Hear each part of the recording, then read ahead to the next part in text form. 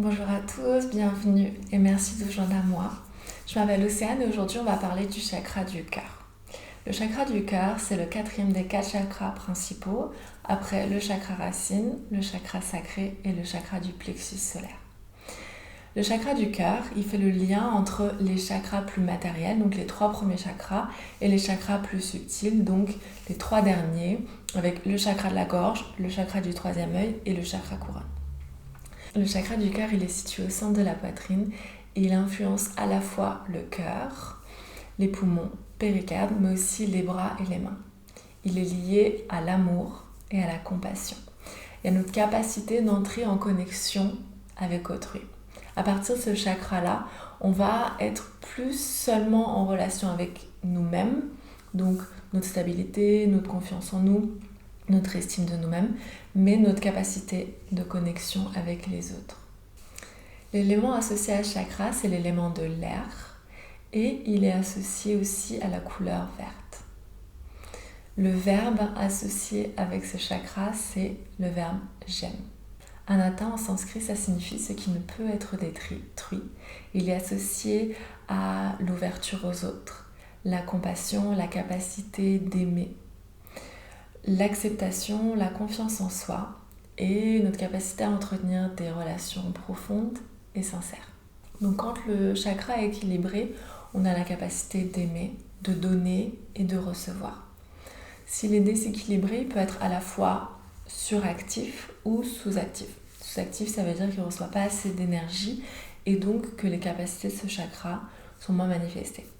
En termes physiques, ce chakra déséquilibré peut se manifester par de l'asthme, de la tension ou de l'hypertension artérielle, les maladies cardiaques ou pulmonaires, les épaules qui sont très fermées ou un haut du dos qui manque d'ouverture et beaucoup de tension au niveau du haut du corps, au niveau des épaules, au niveau des bras et au niveau du haut du dos.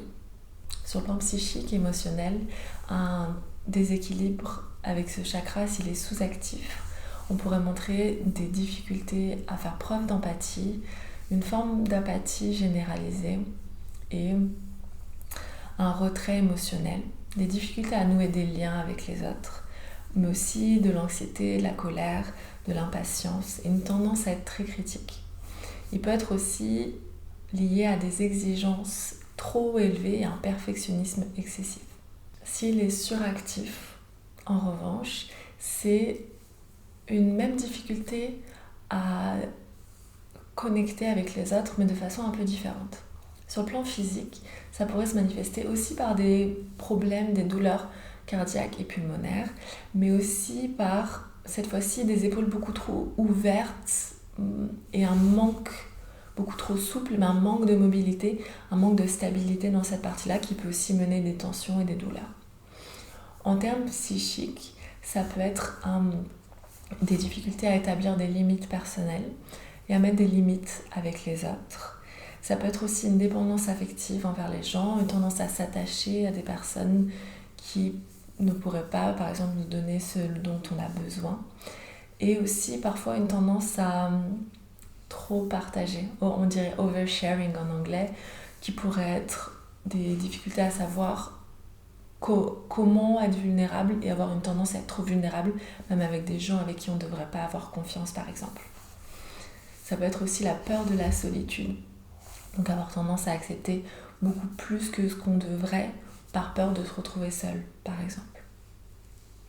Donc ces deux aspects de balance d'une même chose avec un chakra sous-actif qui va plutôt être tendance à être très fermé, une difficulté à se connecter aux autres, et un chakra suractif qui va plutôt avoir tendance à être trop dans l'ouverture mais sans vraiment avoir de stabilité par rapport à ça. Ou un amour qui peut être placé au mauvais endroit par exemple. Équilibrer le chakra, ça va être apprendre à s'aimer soi-même, à se donner de l'amour, parce que c'est ça la fondation qui va nous aider à aimer les autres et à donner un amour inconditionnel aux autres. Pour moi, une des formes de méditation qui est le plus adaptée pour le chakra du cœur, c'est la méditation de l'amour bienveillant, méta-méditation. Et c'est une méditation qui est absolument magnifique pour nous aider à apprendre à nous aimer soi-même et aussi à donner de l'amour inconditionnel aux autres. Donc pour cette méditation, on commence toujours par amener notre attention sur nous. Et on va s'envoyer des phrases d'amour. Vous pouvez choisir les phrases qui vous parlent le mieux. Ça peut être, par exemple, que je sois heureuse ou heureux. Que je sois en paix et libre de toute souffrance. Que je sois en bonne santé et que je sois en sécurité. On peut se répéter ces phrases à voix haute ou intérieurement plusieurs fois et observer ce que ça fait de nous dire ces choses-là à nous. Donc on commence par nous. Ensuite, quand vous vous sentez prêt, on peut dire ces phrases en pensant à quelqu'un qu'on aime, quelqu'un avec qui on est proche. Ça peut être une personne, ensuite, qui est neutre. Un voisin qu'on croise, quelqu'un qu'on croise dans un magasin ou qu'on voit dans les transports, qu'on ne connaît pas vraiment, mais qu'on voit. Puis, quand on s'en laisse, ça peut être quelqu'un avec qui on a des difficultés ou on a des émotions négatives vis-à-vis de la personne. C'est un processus qui peut prendre du temps, mais c'est un processus qui vaut la peine. Et ce genre de méditation va nous aider à la fois ancrer dans notre amour, notre capacité à nous aimer, et aussi notre capacité à étendre cet amour, cette bienveillance, cette compassion aux autres. Pour ce qui est des positions physiques, on peut se poser d'abord les questions suivantes. Est-ce que j'ai tendance à avoir les épaules très ouvertes mais un manque de stabilité ? Ou au contraire, est-ce que j'ai tendance à avoir les épaules très fermées ? Est-ce que j'ai plutôt des tensions ? Est-ce que j'ai plutôt des douleurs au niveau des épaules, des bras, du haut du dos ? Et en fonction de l'ouverture des épaules, on va plutôt se concentrer soit sur une ouverture épaule-colonne, soit sur au contraire créer de la stabilité dans ces parties-là. Donc si vous avez envie d'ouverture dans les épaules, ça peut être des positions comme la position de l'enfant pour commencer si elles sont très fermées. Ensuite ça peut être la position du chiot, ça peut être la position du chameau par exemple pour ouvrir la colonne. Ça peut être la position de la roue si vous voulez complètement ouvrir à la fois la colonne et les épaules. C'est des positions qui sont assez intenses, surtout si vous avez les épaules très fermées. Donc je vous invite à pratiquer avec douceur et parcimonie. Si au contraire vous sentez des instabilités dans les épaules, c'est vraiment des mouvements très simples. Par exemple, soulever les bras vers le ciel sur l'inspiration et sur l'expiration relâcher. Ça peut être aussi utiliser les positions comme la planche pour stabiliser un peu les épaules. Ça peut être aussi sur les genoux si c'est trop dur de tenir la planche juste sur les bras. Et si ça vous intéresse, j'ai créé le Chakra Yoga Challenge, qui est un challenge de 7 jours autour des 7 chakras principaux.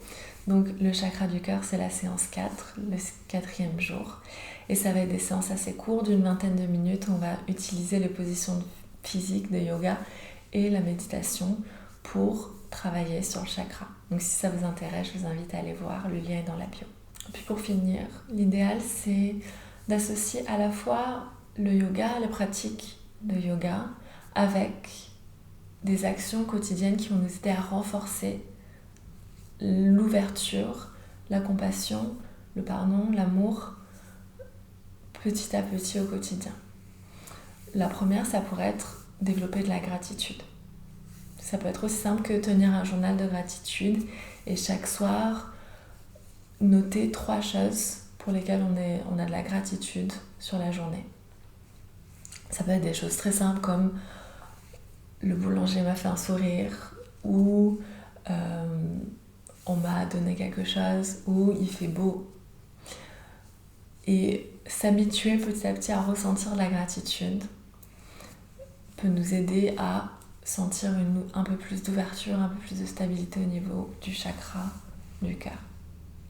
Il y a aussi le travail autour du pardon.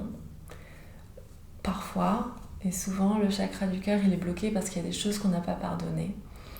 et comprendre que le pardon, c'est pas quelque chose pour l'autre, c'est pas une justification à l'acte que les autres ont fait qui nous ont blessés, mais c'est pour nous-mêmes et pour nous aider à grandir.